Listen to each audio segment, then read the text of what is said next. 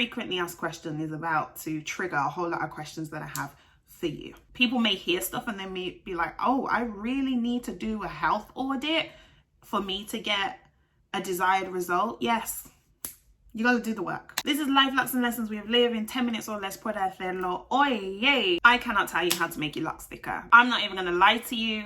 I can tell you what contributes to lock thickness, but I cannot tell you specifically how you can make your locks thicker. Especially if I don't know you like that, if you don't know me like that. But we're gonna unpack this. I need to help some people today.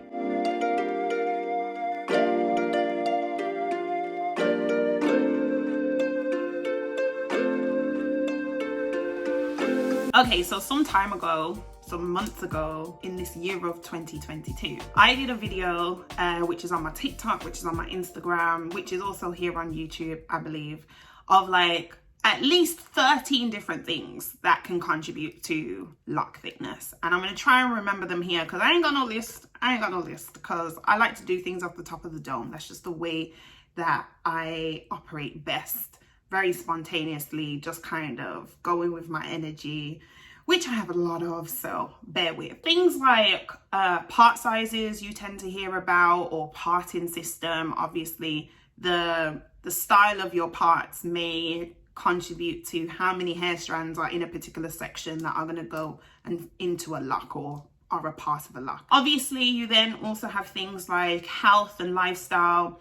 You have genetics, which is super, super important. So your DNA, how are you, like, what's your like structure like internally from birth, when you think about it like that. Then you also have like the maintenance method you use, or installation method, depending on where you're at in your journey, whether you're at the beginning and you want a particular thickness, or if you're already on your journey and you're trying to achieve a particular thickness based on the method that you use. Maintaining via interlocking will give you a different result to if you do like a traditional retwist kind of, you know, situation. Then you've got other things like your hair density. So your hair density is basically how many strands you have on your head.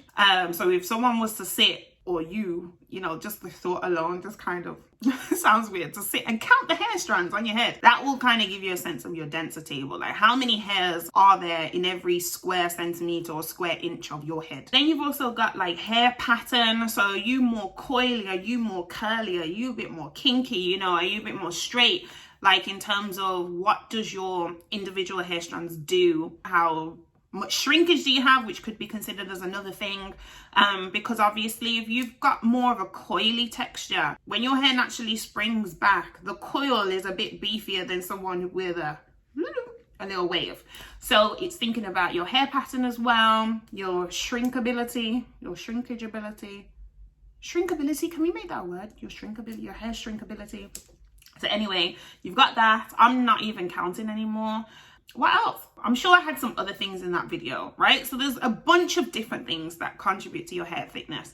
Now, the reason why I wanted to do this video, and I've been wanting to do this video for a while, and the reason why I'm doing this one now is because I very recently got this question again. How do I get thicker locks? And then it usually is followed by or preceded by like, I really like your hair's so nice, like your hair's so thick, how do I get thicker locks, right? I'm a very honest person. I like to be very real and raw with people, but in the most respectful way possible, because I definitely don't like to put anyone down or make them feel like they cannot achieve something.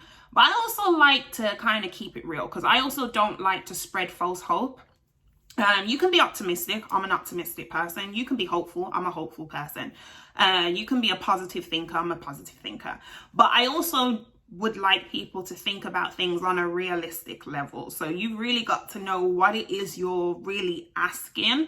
And so in order to help you, so this is me trying to help you help yourself in the area of thicker locks. There's some things I think you should really ask yourself, and a lot of them kind of dovetail into the things that I've listed already and the things that are listed in that video that I've already done, which is about a minute long or so. So I will drop the link below and I'll try and put it in this video somewhere so that you can click on it and, you know, go watch it and come back if that's what you want to do. But some things I really want you to ask yourself is, have you looked at your hair pre-locks? Say you're already on your lock journey and you're trying to get your locks thicker, right? And I'm not saying it isn't possible, but I want you to think realistically. So look at how your loose hair looked. Was your loose hair full? Were your hair strands, was the hair strands like thick? So that's hair thickness. That's another thing that was on my list. So the thickness of the actual strands. So you got the density, which is like how many strands on your head, and then you got the thickness. Like if you were to look under a microscope at the thickness of your hair, how thick is your strand? What's the diameter of each individual strand? So it's really looking at it on a scientific level, at a deeper level and below the surface. But we're gonna get below the surface in a minute. So like, look at your hair. Look at any pictures, videos of you growing up from when you were born to when you were a child, when you were a teenager, depending on how old you are, up until where you are today. What did your hair look like? Then also look at your parents' hair if you can, because that's who you got your genetics from. If you can kind of gauge what their hair looked like. I mean, when you think of like thicker hair, you know, when people start balding, they tend to say it's, you know, hereditary. If you bald early, if you bald in a particular way, if you get thinner in a particular part of your hair, you look at your parents, you look at your grandparents, you look at other members of your family. So you could do that to kind of get an understanding of your genes, but also like in terms of understanding things that you may not have direct control over, but then there's things that you do. So that's where hair practices comes in, which I think is another thing on my list that I didn't mention earlier. And so it's like looking at how you care for yourself. And when I say yourself, I want you to imagine you're a plant, because this is how I have started to view myself for a number of years now.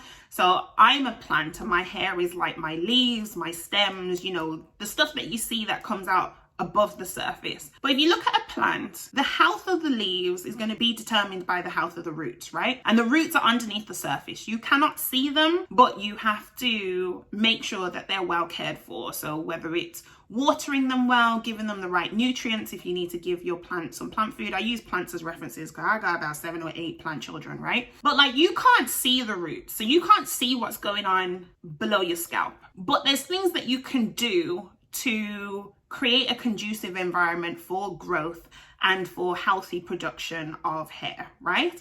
So when you think of it like that, I need you to ask yourself, what are you consuming? So if you think of what you're consuming is like unhealthy foods regularly, because I'm not saying you can't have your fun every now and again. I'm a foodie. I love eating. I love eating all sorts of food and all that kind of stuff. So I'm not saying cut out everything entirely, but really manage your intake, your consumption. And then when you think about it, plants, more than anything else, the thing that you give them the most is water. But that's the thing that you give. Are you drinking water? So when people ask me, how did I get thicker locks? One, I look at my genes. My genes ain't your genes, otherwise we would be the exact same person, and we're not. And then it's also a case of, I know I drink water constantly. Water is my thing. People even find it weird when they ask me, what do I want to drink? And I'm just like, water. Like, I genuinely don't really drink anything else. Occasionally I may have a cup of tea. I'm British, so I'm gonna have a cup of tea. Occasionally I may have something with juice, like maybe a bit of juice, but juice, the sugar levels, if they're a bit too high, I feel them on my taste buds, so I won't consume that much for my body to have to, you know, work with. I'll make smoothies, but my smoothies are full of like kale and spinach and cucumber and different type of fruits like apples, kiwi, mango, and I don't peel things. Like when I'm cooking with carrots, I don't peel the carrots. When I'm cooking with sweet potatoes, I don't peel the sweet potato. When I'm cooking courgettes, I don't peel the courgettes. How many people really peel courgettes? I don't know. But like, I don't really peel things if I can avoid it. So I'm using everything, unless the skin is not good for you to consume, like a banana.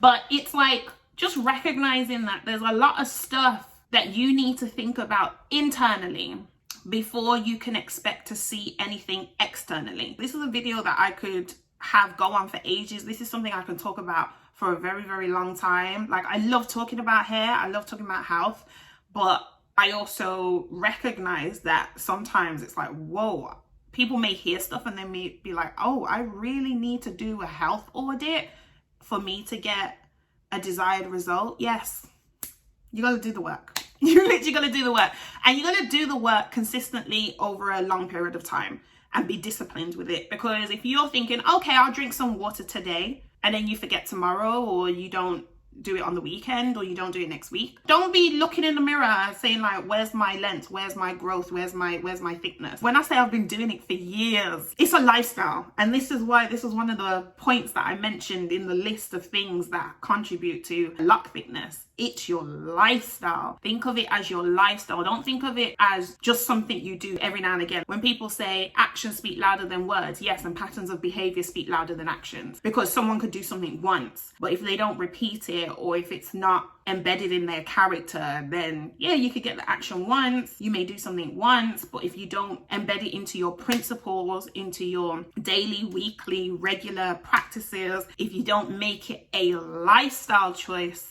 then you can't expect to see sustainable results, or results full stop. So the last thing I kind of want to talk about is how you think, what you think and feel about yourself. Because I think of it as my mind, my brain is the closest organ outside of my skin to my hair. So like, I want to make sure that I'm in a good mental and emotional position to be able to encourage myself so that my skin and my hair and my nails flourish. So when I learned a number of years ago that the last things to get water from your body is your nails and your hair, I was like, okay, I'm gonna up my water intake, because I want my nails to grow and I want my hair to be healthy. I want my nails to be healthy. I want healthy and, you know, growing nails and hair. But then when I was also thinking about like, you know, how I feel, what am I thinking and how does it make me feel? Because when you feel good about yourself, that's why people say like, you know, you're glowing, you know, because if you have like positive thoughts about yourself, you feel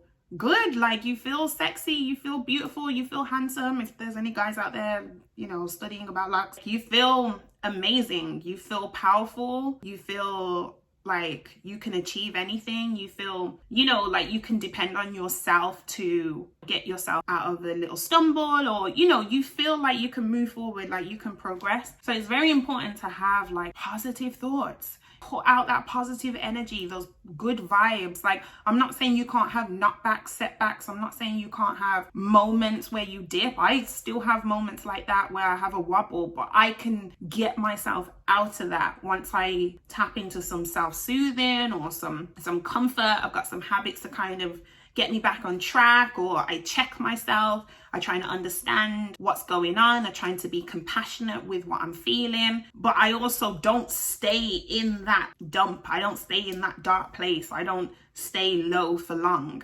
So I may experience it, but because you can't have the mountains without the valleys. Got that from Lisa Nichols.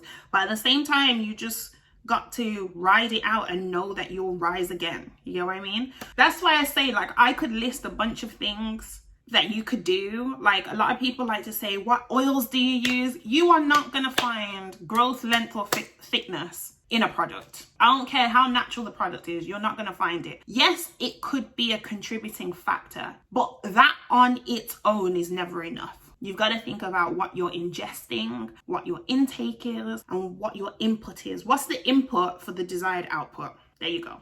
There you go. That's it. That's the video. I know it's over 10 minutes, but this is a subject I really wanted to talk about. How do I get thicker locks? Sort out what's going on internally. Like, work on that. Understand yourself at a cellular level. Understand yourself at a cellular level. There you go. Anyway, if you enjoyed this video, then please like, comment, and subscribe, and hit that notification bell if you want to see more videos. Thank you so much for watching this video. Bye. Been a while since I did this. I'm sweaty on my nose. I'm dripping on my shoulders. I'm dripping everywhere, actually. Oh, look at her. Isn't she amazing? Like, look. Isn't she amazing? Because I don't wash my hair, and my ends are like still staying tidy. So maybe I'm locked now. my locks down. I'm still dripping. I'm now dripping on my shorts. Dripping all over my top. Drip on my shorts. That window got closed because I can't be having the sounds now. Louder, donkey, louder. Feel a bit naked without my watch, but I also don't want to wear my watch because I like feeling naked. Woosah. One of the best lines that ever came out of Bad Boys. Woosah. It's not that I don't want to receive questions from people. Just I want people to think before they ask. I know there's a straw in here. Move. Thank you. Cooperate. Come on now. Thank you.